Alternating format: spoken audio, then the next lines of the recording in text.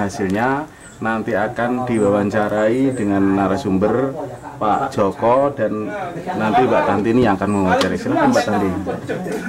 Baik, assalamualaikum. Jumpa lagi dengan saya. Sekarang kita sedang ada di Mangunharjo. Kita tadi udah ngubin kacangnya, hasilnya seperti apa. Kemudian kita lakukan analisa.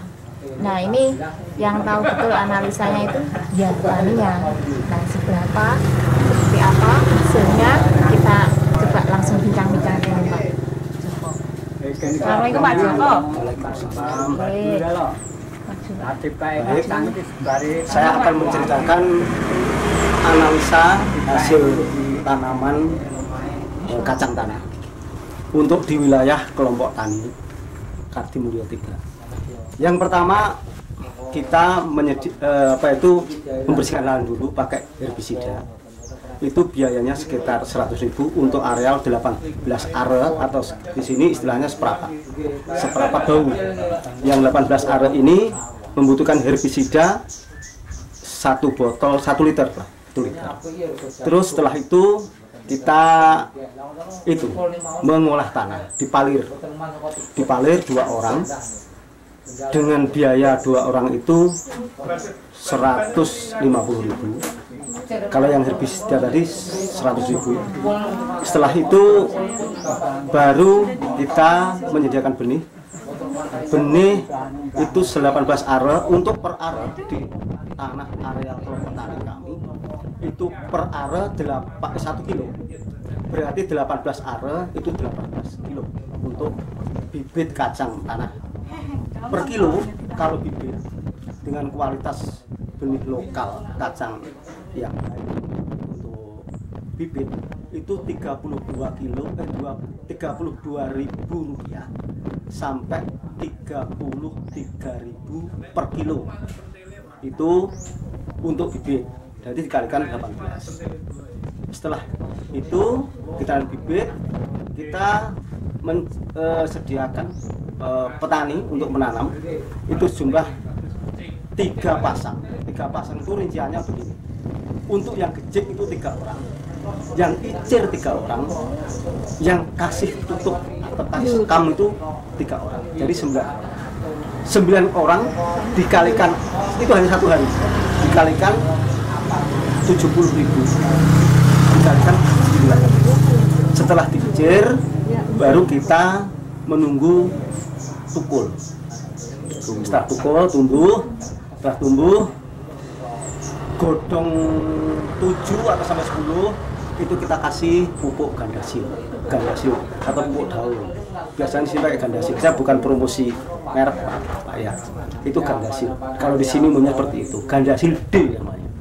D itu cukup 1 kemasan yang 250 kilo. Itu seharga 50.000. Itu gandasil D. Setelah itu pukul sampai 15 sampai 20 daun kita dangir. Kita ajarkan orang dangir, itu orang 4 1 hari aja cukup, karena untuk kacang biasanya kan sudah ada, kalau tidak dikasih herbisida ya ada pembakaran di sini, namanya di karbon dulu, dibakar lahannya itu, dibakar biar mati dulu suketnya atau OPT-nya itu hilang gitu, mati. Nah setelah itu hanya 4 orang kan udah dangir. Nah setelah itu kita aliri air lagi. Air dialiri itu biasanya kalau habis dangir itu karena kacang tidak perlu banyak-banyak air. Dangir, setelah itu baru dikasih pupuknya itu Ponska. Untuk Ponska sendiri dalam 18 are tadi membutuhkan 50 kilo Ponska.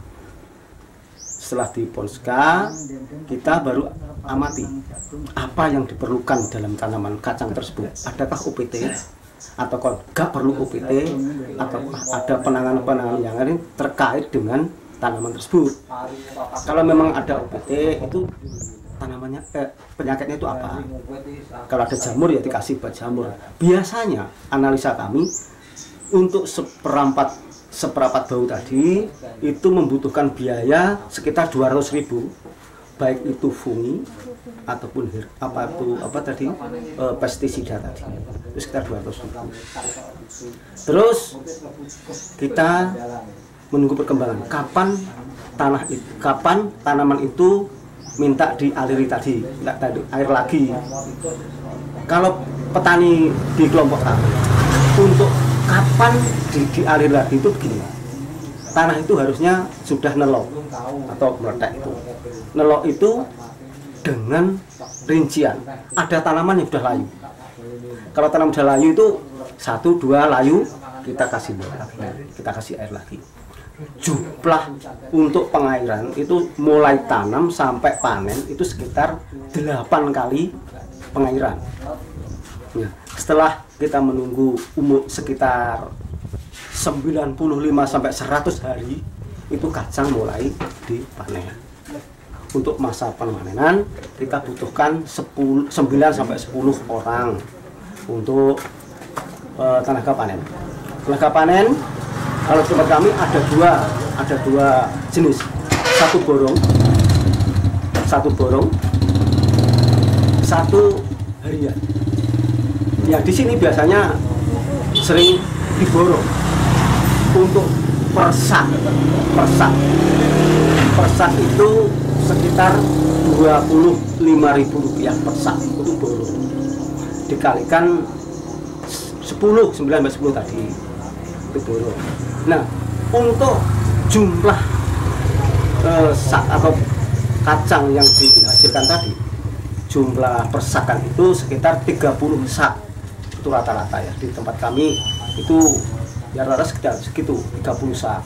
30 sak dikalikan Rp25.000 untuk tenaga panen.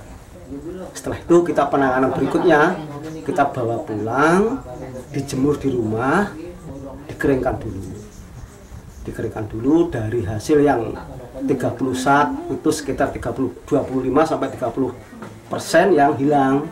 Jadi tinggal sekitar 30, masih tinggal 25 sampai 26 sak itu nanti itu kering, nanti korong kering.